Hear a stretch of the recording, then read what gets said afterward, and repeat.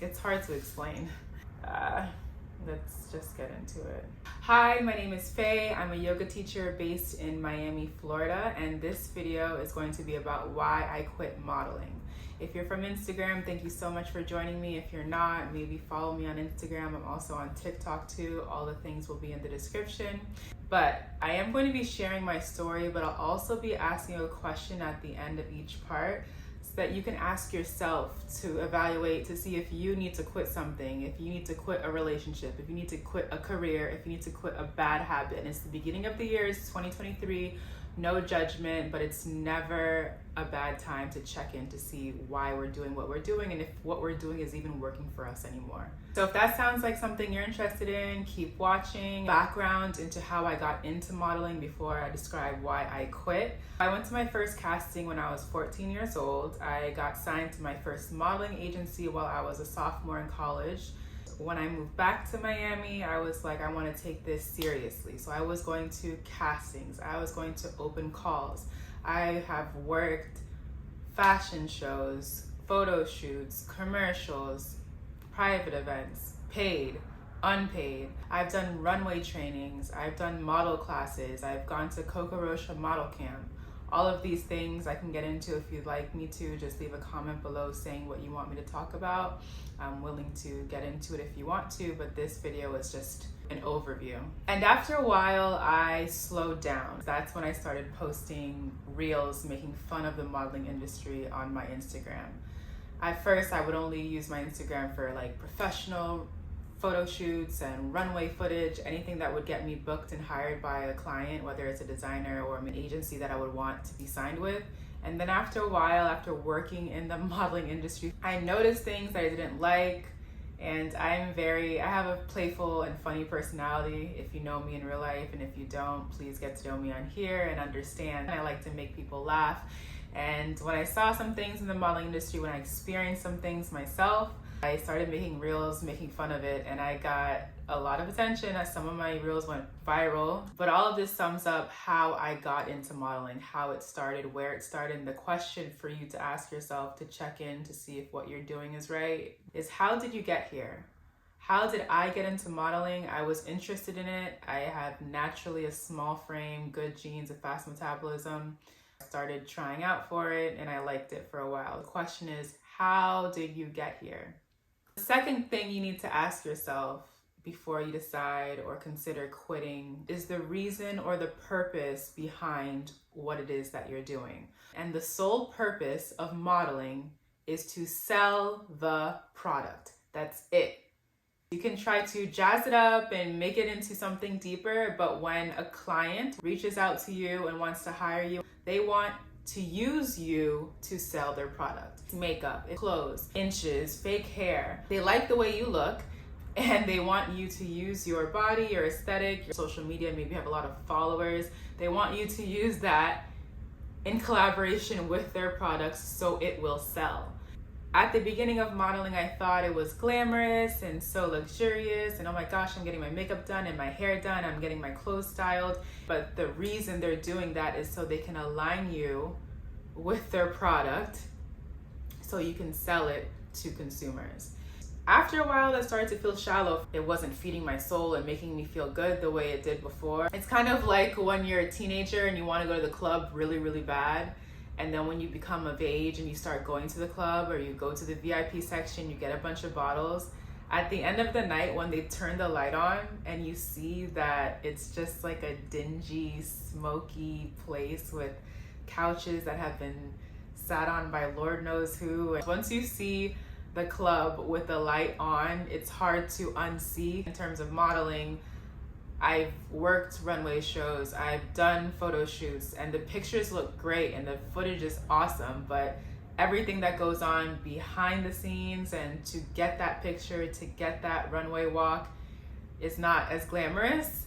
And 80% of it is prep and like 20% of it is the actual part that you guys see. So for a photo shoot, we might be shooting for 5-6 hours only to get 3-4 photos. And when I started modeling, I was pretty deep into my natural hair journey, wearing my natural hair, representing Black women with natural hair in the modeling industry, because most of them would have their head shaved or have to straighten their own hair or wear weaves, and I was really against that. That is another point too. You have to recognize that your reason for something, it might not be the reason.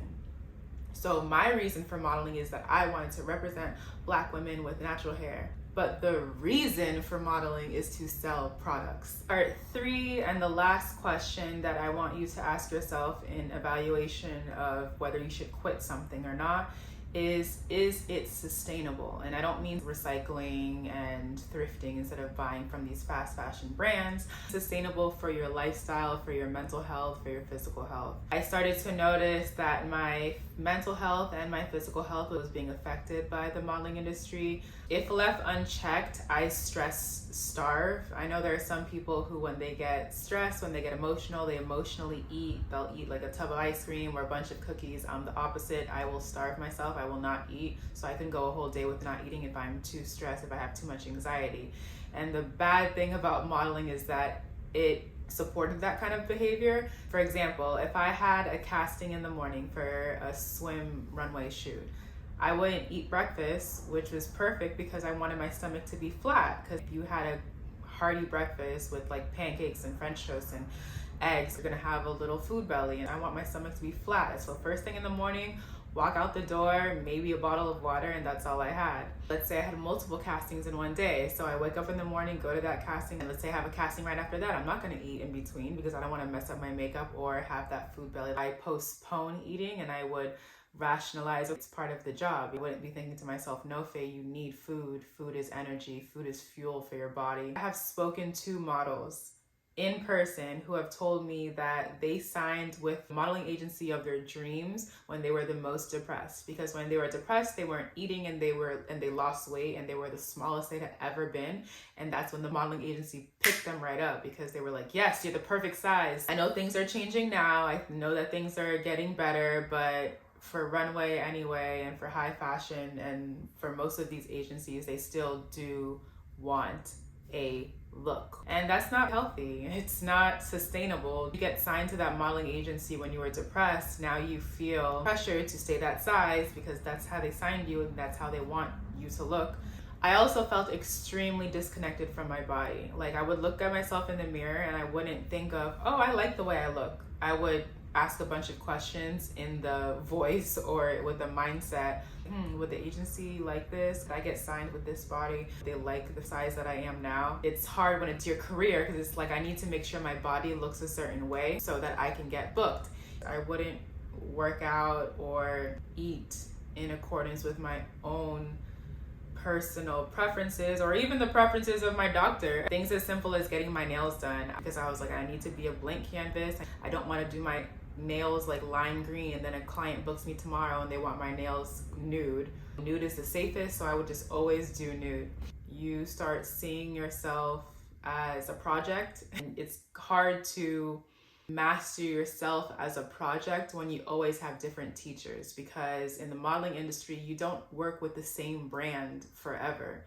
Even if you work with them multiple times, you still have other clients. So let's say you work with a makeup brand today, a swimwear brand tomorrow, a sneaker brand the third day. The first brand might like your body the way it is. The second brand might not like it. The third brand might want you to change your hair. Would you cut your hair? Or would you lose some weight? No. But the question, is it sustainable? Because for me, it was not. I have a very dominant personality, and being a model is very submissive. I was being a makeup model. The makeup artist said, models don't speak. And I was like, I talk a lot, if you can't tell already. So for someone to tell me I can't speak, I was like, whoa, I might not be in the right place. Number 1, how did you get here? Number 2, what is the reason or purpose of the thing that you're doing?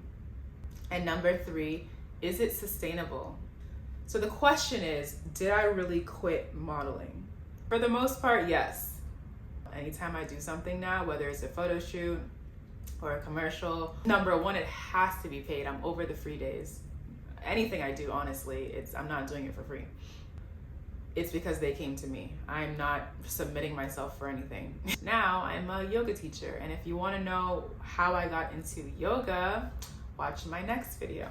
And if you made it to the end, thank you so much for watching. Thank you so much for listening to me. I hope that you wrote down these questions and you like, comment, subscribe, comment any topics you want me to go in on. First video, I really appreciate everybody who's watching. I'll post once a week, so until next time, make sure you act accordingly. Bye.